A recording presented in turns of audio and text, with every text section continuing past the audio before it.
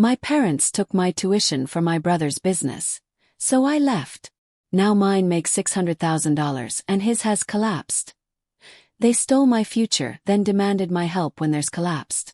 But they didn't realize that in trying to bury me, they'd planted a seed of pure, unadulterated rage that would grow into an empire. And I made damn sure they watched every single brick go up. The day my life imploded started like any other. A typical morning, the scent of scrambled eggs hanging heavy in the kitchen, but something felt off. I remember the sunlight hitting the counter just a little too brightly, my mother's voice a touch too sweet, and my father's wedding band tapping against his coffee mug, a nervous metronome, like he was rehearsing some terrible speech in his head. My name is Cole, and I was 20 years old, just 1 week away from moving into my college dorm. I'd spent the entire previous year meticulously planning every detail. I registered for orientation, scoured online forums for used textbooks, and worked evening shifts at the grocery store to buy proper dorm decor and a decent laptop. I kept a spreadsheet for everything, even budgeting for one of those tiny dorm fridges because I'd heard college food gets old fast. For most of high school, I was the quiet, responsible one, straight A's. No parties, no trouble. Not because I was scared of getting caught, but because I truly believed it would mean something. I figured if I just worked hard and didn't make a fuss, someone would notice. Maybe not with grand praise, but with small gestures like upholding their commitments. Like paying for the tuition they'd promised to save for since I was 12. So, when my mother looked at me with that overly bright smile and said, "Cole, sweetie, your dad and I need to talk to you about something important," I just smiled back and ate another egg. I had no reason to be skeptical. No reason to brace myself for the devastating gut punch that was about to land. My father leaned forward, that familiar serene expression on his face, the one he always wore when he was about to deliver some profound lecture about life's unfairness. And then he dropped the bomb. "We gave your tuition money to your brother. His business needs it more right now." It was one continuous statement. No build-up. No apology. Just a cold, clinical pronouncement, like he was simply announcing the weather. I didn't answer at first. I just blinked, my eyes fixed on the salt shaker on the table because I couldn't bear to look at them. For a fleeting second, I wondered if it was a joke. But when I finally dared to glance up, my mother's face wasn't etched with guilt or humiliation. It was something closer to pride. "You should be happy," she said, her voice still sickeningly sweet. "You're supporting the family in a big way. This is what being part of something bigger than yourself looks like." That's when it hit me. They weren't telling me this because they felt bad. They were telling me because they genuinely believed I should feel proud. Because in their eyes, I no longer had ambitions. Had no goals. I was just convenient. Let me back up a little. My older brother Luke is 4 years my senior. Growing up, he was the golden child. Every mistake he made was a learning opportunity. Every time I earned an A, he got a pizza party just for remembering to take out the trash. When he dropped out of college after one semester to start a tech firm in our garage, my parents acted like he'd discovered fire. They poured money into his business like it was a trust fund, buying him equipment, helping him rent office space, even co-signing a loan when things got tough. His firm never truly took off, but Luke was always planning a new pivot, a fresh idea that simply needed a little more time. He wasn't lazy, I'll give him that. But he was reckless. He borrowed like nothing needed to be paid back. He promised things he couldn't deliver. And somehow, he always managed to convince our parents that he was on the threshold of something great. So, when I got into a wonderful university, not Ivy League but very competitive, my parents told me they had the first year covered. And I trusted them. Why wouldn't I? Followed every rule. Played it safe. I stayed in my lane. And in exchange I was supposed to get my shot. Instead I got this. A morning lesson about making sacrifices, served with eggs and toast. I asked one question, my voice barely a whisper. "So what am I supposed to do now?" My father looked at me as if I were being utterly ridiculous. "Take a gap year. Get a job. Plenty of kids your age need time to figure things out." "I already figured it out," I said, scarcely recognizing my own voice. I'm supposed to move in next week. We know, my mother murmured softly, as if that made everything any better. And we're really sorry about the timing. But you're smart, Cole. You'll find another way. The toughest thing wasn't the decision itself. It was how they framed it, as if this was an opportunity for me to improve. As if losing my future was some character-building exercise. I didn't shout. I didn't argue. I didn't weep. I just nodded. Then I excused myself from the table and went upstairs to my room, closing the door softly behind me. That was the moment everything changed. Because something deep within me shattered. Not in a dramatic movie scene where I destroyed a mirror or punched a wall. It was quieter than that, more definitive, like a switch being turned off. I didn't sleep that night. I lay in bed staring at the ceiling, replaying every discussion I'd ever had with my parents, every "we're so proud," every "we've got your back," which now felt utterly phony. It was like finding out your safety net was made of paper. The next morning I began packing my things. Not for college. But for something else entirely. It was the beginning. The start of a long year. The beginning of quiet between myself and my parents. The start of my disappearance. Not literally but mentally. I left the house with 2 bags, $2,000 saved from my grocery store job, and one rule etched permanently in my memory. Never trust someone who treats you like a backup plan. And while my brother's business was burning money like a blaze, I was going to launch my own. Something I hadn't told anyone about. Something discreet. Something clever. Because if they wanted me to support the family, I'd show them exactly how. But not in the way they expected. Not even close. I didn't have a plan. Certainly not a real one. But I had determination. And I had fury. The kind of calm, patient wrath that doesn't fizzle out quickly.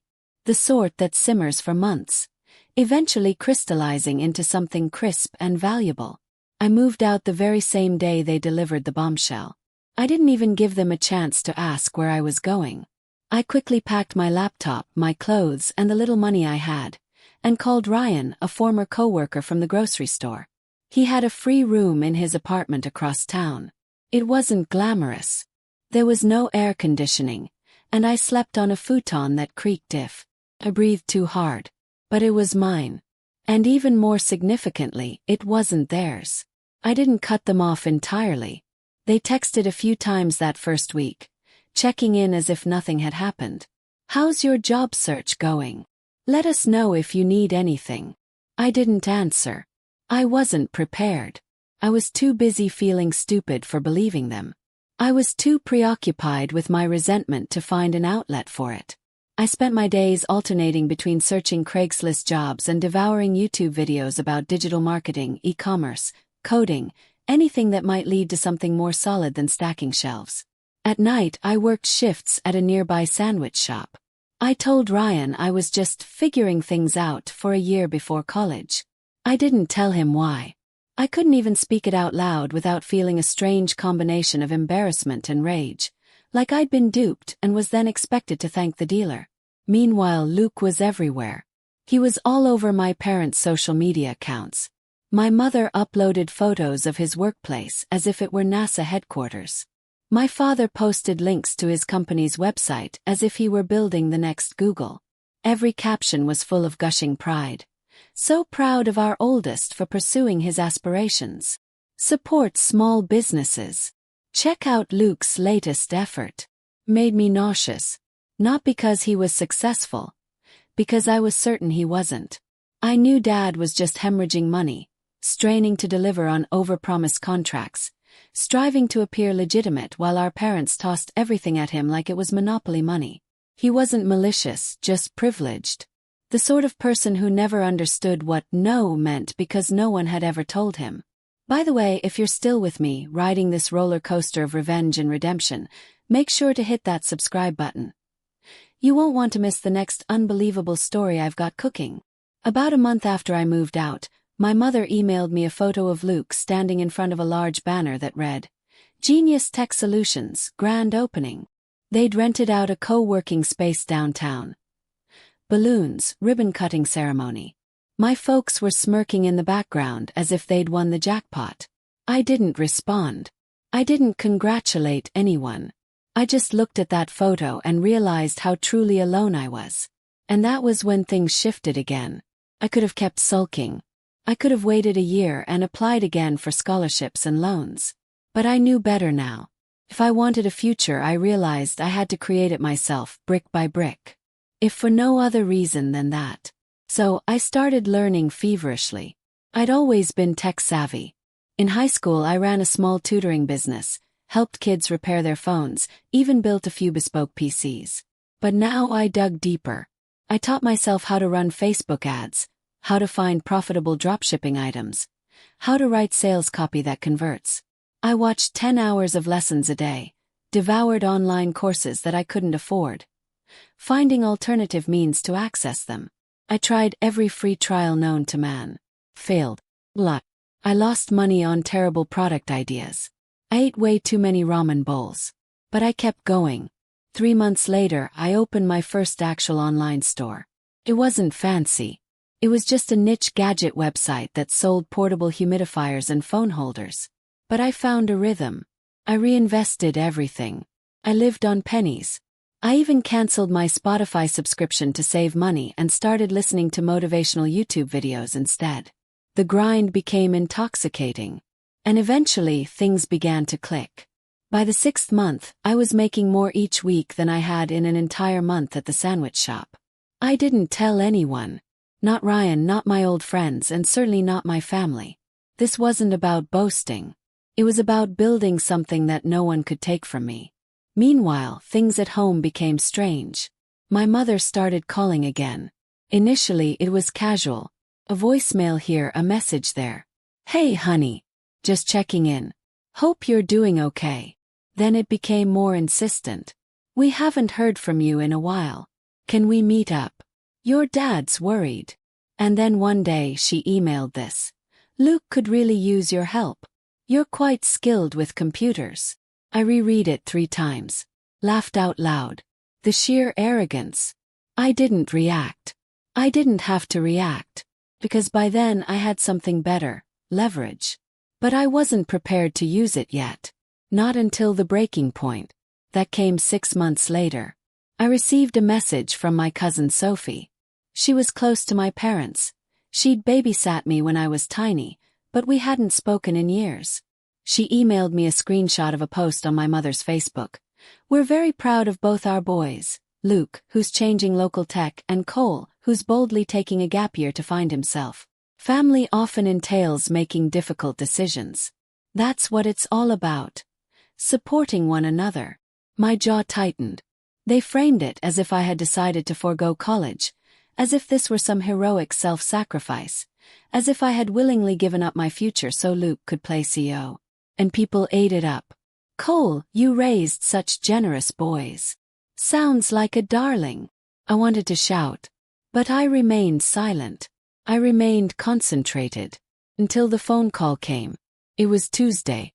I was in the middle of fulfilling orders when my phone rang. My dad. I let it go to voicemail. A minute later he called again. And again. Finally I answered. Cole, he murmured, breathing heavily as if he'd been sprinting. I need to speak with you. It's about Luke. I said nothing. He paused, then sighed. His business, it's not doing well. He's behind on rent for the office space. The loan we co-signed is. Well, the payments are piling up. I couldn't speak. We were hoping, he whispered, that you might be able to help. You've always been good with numbers. Maybe you could take a look at the books, see if there's anything we're missing. It was the perfect timing. The exact moment I felt the crack in our family spread into a canyon. They'd stolen everything from me. My faith, my future, my tuition. And now they were crawling back as it all fell apart for them. But things grew worse. My mother called later that night. She spoke softly like she was casting a spell. Sweetheart, we know things didn't go as planned, but Luke is your brother. He needs you. We all need you. That was my breaking point. You gave him my college fund. There was a pause, then a sigh. We loaned it to him. It was a family decision. No, I responded, my voice quivering with barely contained anger. It was your decision. I didn't agree to anything. We didn't think you'd be so rigid about it, she said, a hint of exasperation now. Rigid. As if asking your parents to keep their promise was some kind of personality fault. We've supported both of you in different ways, she continued. Luke just needs more right now. And what do I need? I asked, the question hanging in the quiet. There was silence. That was the actual answer. I was not meant to need anything. Was meant to be the stable one, the fixer, the supporting player in Luke's never-ending startup drama. It all came to a climax a week later when I visited their home. I'm not really sure why I went. Perhaps a part of me still wanted them to own it, to accept responsibility for their actions and to apologize. Instead, I stepped into a full-fledged intervention. Luke was there. So were my parents. The living room appeared meticulously tidy, as if they were awaiting important visitors.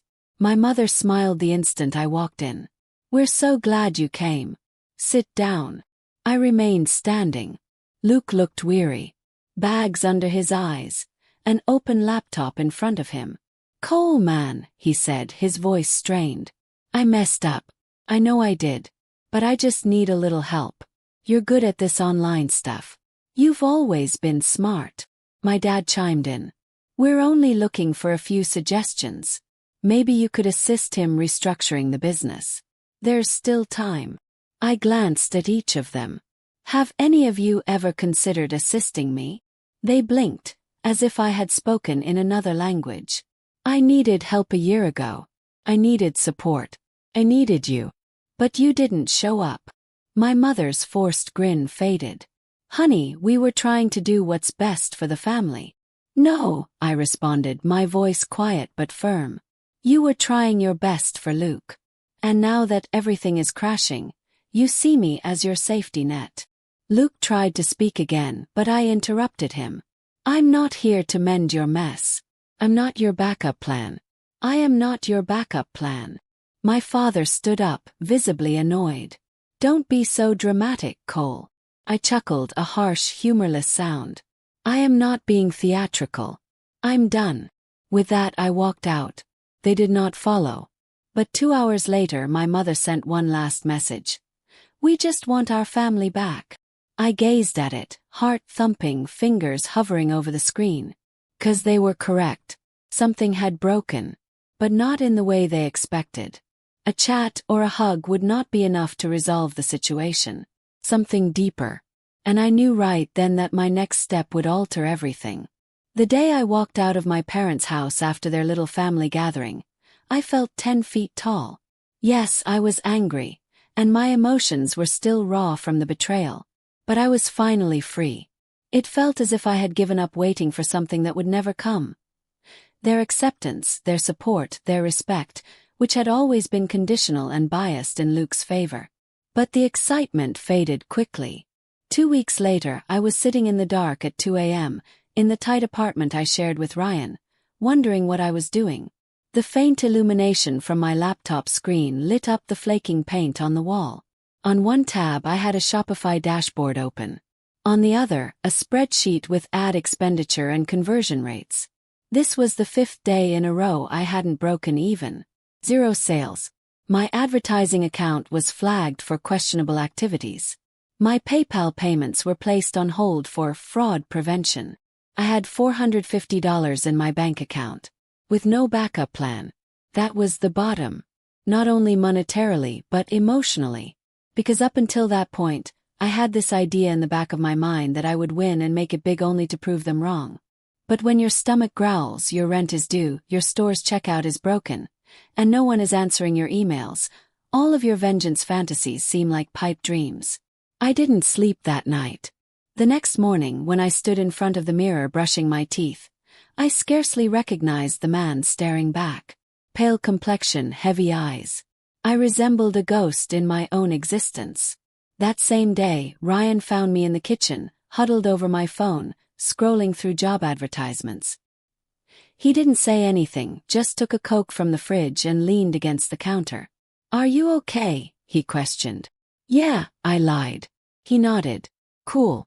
"You still doing that online business thing?" Shrugged. "Trying." He stopped for a second before saying something I will never forget. "Well, just don't forget to eat. Even gladiators need sandwiches."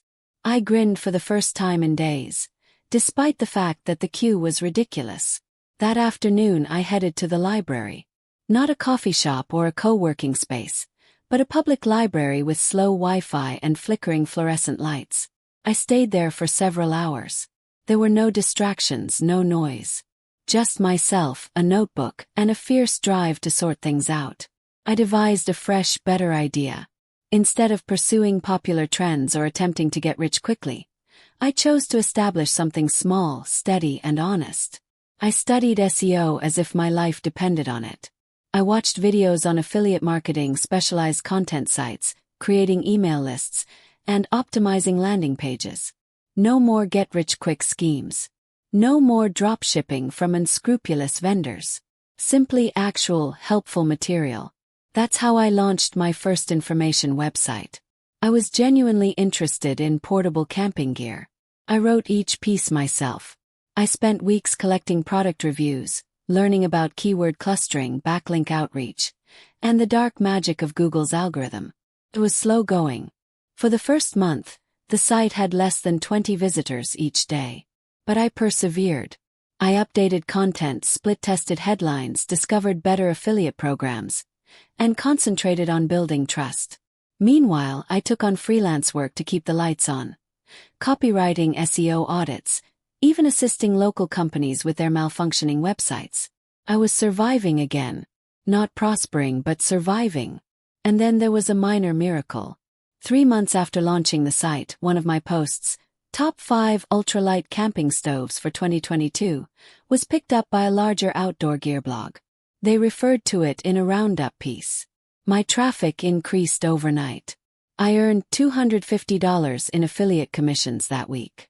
That's when I realized I had something. That modest victory ignited a spark. I kept growing, writing more articles, reaching out to more sites, hiring a cheap editor from Upwork when I couldn't keep up, investing in a better theme, quicker hosting, creating a newsletter, and launching a second site. This time, in a completely different niche. Minimalist productivity tools. By the end of that year, I was running 3 websites. One earned $1,200 per month, another made $600, and one barely broke even. But they all totaled up. I wasn't rich, but I didn't have to be. I was free. I had created it all myself. No college, no degree, no aid. And I had yet to speak to my parents. They didn't understand what I was doing. For all they knew, I was still discovering myself, still struggling in the post-gap year days as Luke attempted to resurrect his tech Frankenstein. But even that was unraveling through the grapevine. Particularly Sophie, my cousin, who remained in touch despite the difficulties. I discovered Luke's business was failing. His biggest client had backed out. His rent was overdue by 4 months. The debt that our parents co-signed was in default. There were rumors he might be sued for undeliverable software. He had apparently begun to appear like a shadow of himself at family gatherings. His girlfriend departed. He relocated back into my parents' basement, where his business began years ago. My folks were busting up too. My mother's social media postings became increasingly infrequent. No more gushing subtitles praising Luke's great thinking.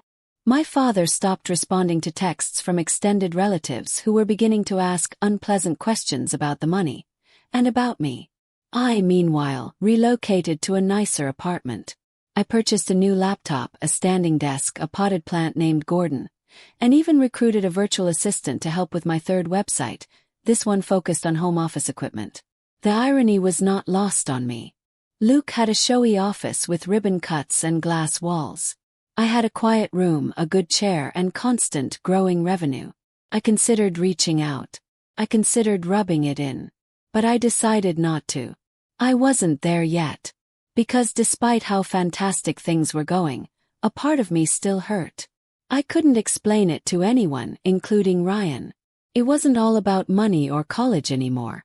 It was the betrayal. The fact that the people who raised me and professed to love me looked me in the eyes and told me my ambitions were meaningless, that my future was throwaway, and that my hard work was optional. That makes a mark. It affects how you trust. It affects the way you hope. However, even scars may harden into armor. And finally I felt powerful again. About a year after leaving home, I received a phone call. Unknown number. I let it go to voicemail. It was Luke. His voice sounded shaky, quieter than I had ever heard before. "Hey Cole. I know it's been a while. I don't know, man. Things are really bad right now. Messed up. I know I did, but I could really use some help." I listened to that voicemail 6 times. Not because I was thinking about assisting him. I was not. I listened because I wanted to know what it sounded like when someone who had always been given everything suddenly ran out of hands to catch him. I never called him back. But I did preserve the message. It reminded me why I had done all of this in the first place. Why I spent every night learning topics no one taught me. Why I dealt with panic episodes, zero-income weeks, and landlords who didn't care whether you figured things out. Because they underestimated me. And it was going to hurt them. I was no longer a background character. I was going to become the story twist. Luke's voicemail hung in my inbox like a lighted fuse that never quite blew. I listened to it every few days, not to remind myself of how far I'd come, but to stay grounded. It reminded me that while I had spent the previous year grinding in solitude, developing in the shadows, the individuals who dismissed me were now drowning in the mess they had made. But I wasn't in a rush to boast. Real retribution is more than simply proving someone wrong. It is about allowing people to understand it for themselves, slowly and painfully, without a lifeline. That type of calculating requires time, accuracy, impeccable timing, and a lot of restraint. And now I had all 3. My first significant chance came from an unexpected source. A LinkedIn message. One of the firms whose affiliate program I had been working with contacted me to see if I would be interested in consulting. Apparently, my site was generating more revenue than some of their larger partners, and they wanted to know how. First, I hesitated. I'd never done anything official like that. But when I saw their estimate of $4,500 for a 10-hour audit, I accepted. That single job covered 2 months' rent. That assignment led to 2 more. I instantly gained credibility, clients, and references. But most importantly, I had an idea. It began as a joke, really. Ryan and I were sitting in our apartment. He'd recently left his retail job to pursue a career in app development, and I joked about how amusing it would be to write a public case study of my path from betrayed to self-made. "I'd call it the tuition that wasn't," I said. Ryan laughed. "You'd break the internet." I hesitated. "No, seriously. What if I did tell my story? Not in a bitter way, but educational, strategic. What if I turned everything they thought was my downfall into a blueprint for how to build something from nothing?" He leaned forward. "You'd get clients, sponsors, possibly a book deal." "Maybe," I said, grinning. "But most importantly, I'd acquire eyeballs. Because if I was going to play this game, if I was going to deconstruct their story and rewrite my own, I wanted them to see it."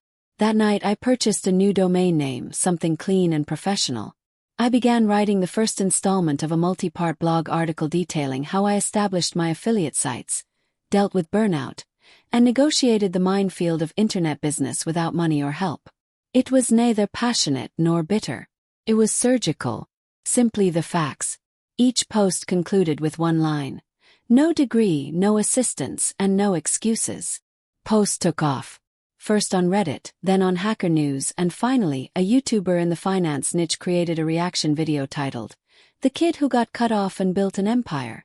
In 2 weeks, I got over 15,000 email subscribers. My website's traffic skyrocketed. A corporation offered to acquire one of them for a mid-5-figure sum. I declined, because I had larger intentions. Plans that included eventually emerging from the digital shadows and entering the room where choices are made. So, I started attending local meetings, SEO events, tech panels, and even a few startup expos. I was silent at first, observing and studying how others spoke when they didn't think you were worth paying attention to. But eventually I began speaking, giving my views and providing guidance. Not the showy hustle bro type of advice, but real-world wisdom. People appreciated it. Some people took notes. This is how I met Olivia. She was a UX designer who had recently departed her business and was seeking her next project. We met for coffee after one of the meetings and got along right away. Sharp intelligence, sharp wit, and no tolerance for fluff. Within a week, we were brainstorming ways to combine my content approach with her design expertise. By the end of the month, we had a plan and a functioning firm. We named it Dustproof, a digital product agency that created, developed, and monetized specialized content companies from scratch. I managed traffic and monetization. She oversaw branding and user experience. We divided everything 50-50ths. It wasn't just about the money anymore. It was about making a message. We weren't just constructing websites. We were creating leverage. And now that I had it, I began planning for the true vengeance. It began properly with Luke. Sophie, who continued to pop up in our group conversations, informed me that he was looking for a new investor. Apparently, a local business incubator was considering him for a $75,000 grant to support struggling tech startups. Luke had offered them a half-baked pivot, an AI-driven small business assistant software with a lot of buzzwords. But they were interested since he was well-connected and experienced. Olivia raised an eyebrow when I told her. "He's seriously pitching AI now?" "Oh yeah," I replied. He dropped out of college, burned through hundreds of thousands, got bailed out by his parents, and now he's selling himself as a visionary. She drank her beverage slowly. "Let's bury him." Smiled. "Thought you'd never ask." First, we developed a competing notion. Same niche, same market, but with a better name, branding, and most crucially a working MVP. We didn't even try to disguise it. We gave it a name that was just one syllable different than Luke's. Similar enough to pique attention, yet distinct enough to be legal. We created a great landing page. We created demo videos. We released a blog article titled, "What Most Business Apps Get Wrong and How We Fixed It," which included screenshots, testimonials, and a live waitlist. Then we launched inexpensive advertising targeting the incubator's zip code. Within days, our version had taken over their LinkedIn feeds. I even joined the incubator's public Slack channel under an alias, merely to lurk. And sure enough, 3 days later someone wrote, "Hey, has anyone seen this new tool? Looks super clean. Might be worth looking into before we finalize the next grant." Luke never saw it coming. Sophie messaged me the next morning. "Not sure if you were involved, but Jay is freaking out." Cool. I never replied. I just put down my phone and got back to work. Because as pleasurable as it was to trip him up, he was not the intended goal. My parents were. They were the ones who wagered against me, telling me I should be proud of giving up on my future. Who cheered at Luke's grand opening and then ignored me when I asked, "What am I supposed to do now?" I could have given them a letter, an invoice, or a link to my blog, but that would have been too simple. Instead, I waited for the ideal opportunity, which arrived just in time for my cousin Claire's wedding. She was being married at a nearby winery, and everyone was invited. My entire extended family, Luke, my parents, even folks I hadn't seen since middle school.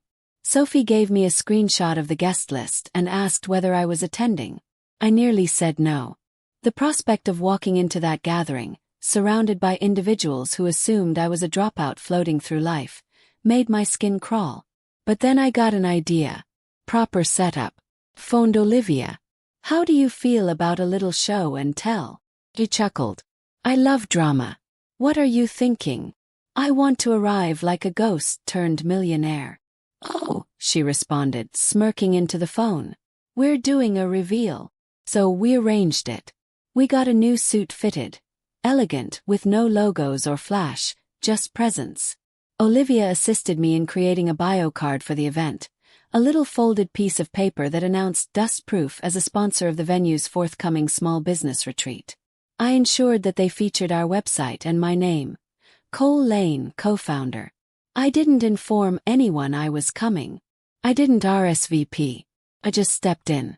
And when I did, every discussion within a 10-foot radius slowed to a crawl. Because the last time they saw me, I was the kid who went missing before college. The one who waived his tuition and took a gap year to think things out. Now I resembled someone you might search up on Google. And Luke. He was at the bar, nursing a drink, appearing to be on the verge of a nervous breakdown. Our gazes met across the room. He blinked. I gave a slight nod. No words needed. My mother was halfway across the room, chatting to a great-aunt I scarcely recognized. When she finally saw me, her face went through a whole 4-stage response. Confusion, recognition, a forced grin, and then something approaching terror. I strolled over calmly and civilly, as if I didn't need anything from anyone. "Cole," she said, breathless. I didn't know you were coming." "I wasn't sure either," I explained calmly. "But one of the event sponsors invited me." Her face twitched. "Oh," she said. I let it dangle in the air. My father joined her a bit later. His grin was stiffer and more forced. "Son," he replied. "It's good to see you." "Likewise." He attempted to inquire further, but I smoothly moved to welcome someone else, the event manager, and handed her my bio card to confirm my table. She took one look, smiled, and said, "Oh, you're the guy from Dust Proof. We've heard so much about your work." My parents became utterly quiet. It wasn't about flaunting anything. It was about being there, regaining the space I had been driven out of, and compelling people to watch. Because the performance was just getting started. The wedding celebration played out like a stage play, and I was tired of being a supporting part. My parents sat stiffly at their table across the room, hardly sipping their beverages. Luke hovered around, visibly shaken, staring at me every few minutes as if I were a ghost he couldn't quite exorcise. Several of our relatives made small talk with me. Polite, interested, and awkward. Devon, a particularly obnoxious cousin, leaned in with a sneer and asked, "Didn't you drop out or something? What are you up to now?" I said nothing. I simply pointed to the dust-proof placard on the table, where my name appeared alongside a brief description of the company I co-founded, and a subtle QR code. It led directly to a case study titled, "The Tuition That Wasn't: How Losing Everything at 18 Helped Me Build a $600,000 Content Portfolio Before 21. It was gentle. I had avoided naming names, rants, Reddit postings, and bitter breakdowns in favor of pure facts, an impartial tone, and a recorded timeline. But anyone with half a brain could read between the lines. And based on Luke's expression as I watched him read the code, he clearly had half a brain. The repercussions began 2 days later. My dad sent me an SMS. "We need to talk face to face." I didn't respond. Neither did my mom. "Your post. People are asking questions. Please take it down." I laughed. Take it down. After they presented me as the unselfish younger brother who just stepped aside for the family's future entrepreneur. Well, this was the reckoning. And it was no longer personal. It was structural, tidy, and inescapable. Because as soon as the case study went viral, people began connecting the links. Sophie informed me that Luke's previous contractor, whom he abandoned after promising stock options, posted the link on Twitter with the description, "Oh, so this is why he never paid me." A day later, the local startup incubator that had been evaluating Luke for a second round of funding issued a modest update on their website, putting a halt to external investments, pending internal review. Luke not only removed himself from the list, he also destroyed it. Meanwhile, a handful of Luke's early investors, mostly local dentists and real estate agents with whom my father played poker, were unhappy. The case study did not identify them, but it traced the flow of funds using ambiguous terms such as family-backed firms with no KPIs, and early investors promising huge profits with minimal monitoring. Everyone involved knew who it was about.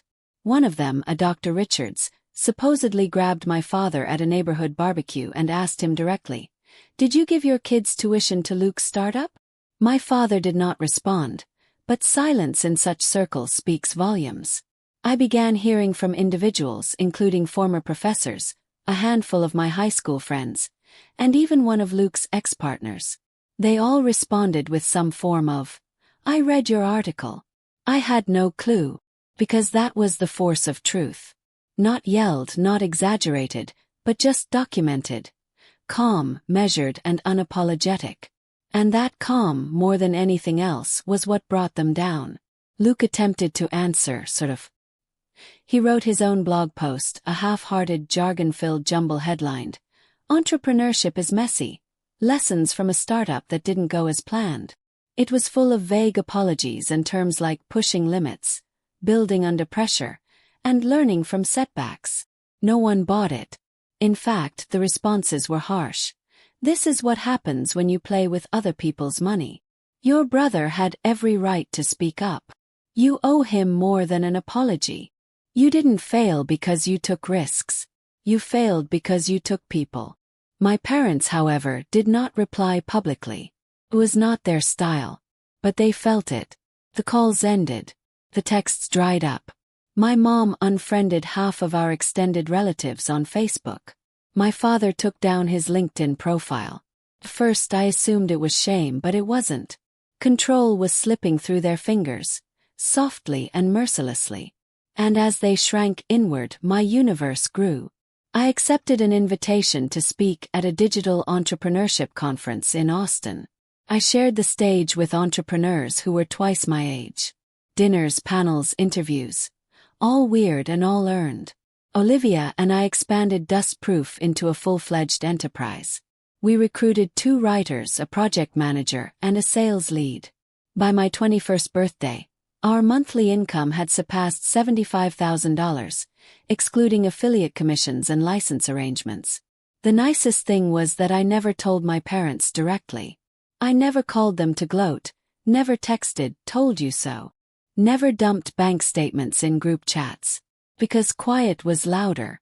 Distance was louder. And dignity yelled. One more thing happened, and I realized the tale had come full circle. I spotted the listing on a Saturday morning. Luke's startup, what remained of it, was being liquidated. Office equipment, monitors, and a few standing desks were all listed on Facebook Marketplace, using a burner account with no profile picture. I purchased one of the desks and had it delivered to the Dustproof office. Olivia felt it was an odd decision, but I informed her that certain things just belong where they're most helpful. And now, every time I sit at it, this sleek, slightly scuffed $1,200 ergonomic remnant of his failing enterprise, I smile, knowing that this was my payback. No pomp or show. Just quiet, unmistakable success. The type they couldn't avoid.